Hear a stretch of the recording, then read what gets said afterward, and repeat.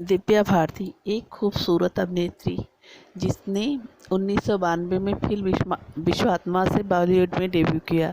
हालांकि इससे पहले कुछ तेलुगु फिल्में भी वो कर चुकी थी। विश्वात्मा में उन्हें गाना मिला, सात समंदर पार मैं तेरे पीछे पीछे आ गई।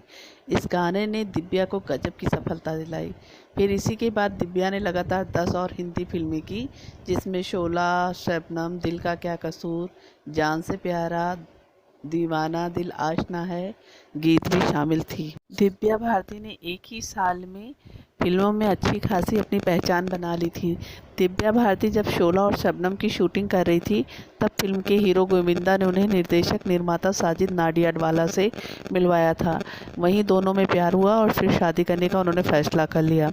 दिव्या ने इस्लाम धर्म कबूला और 10 मई 1992 को शादी कर ली। कुछ का तो ये भी कहना है कि दिव्या की आकस्मिक मौत के पीछे साजिद का हाथ था। क्या हुआ था 5 अप्रैल की उस रात को, ये किसी को भी नहीं पता, पर दिव्या की अचानक हुई मौत के पीछे कई अटकलें लगाई गई।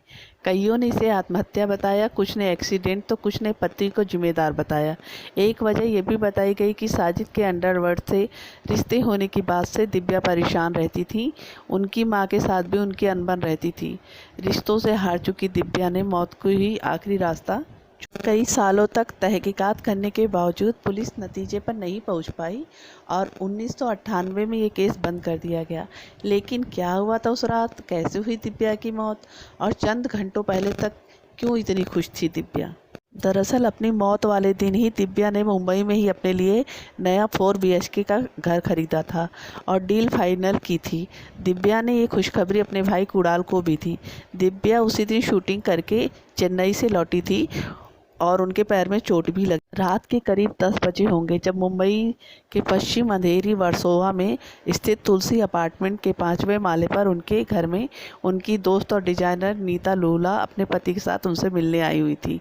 तीनों लिविंग रूम में बैठे बातों में मस्त थे और सब कुछ ठीक ठाक चल रहा था।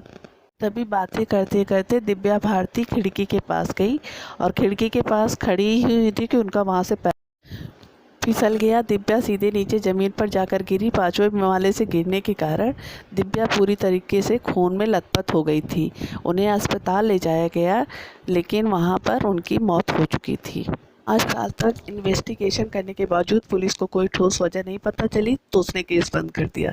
इस दिव्या भारती की मौत का रहस्य ही रह गया और आज तक ये गुत्थी नहीं सुलझी। Thank you.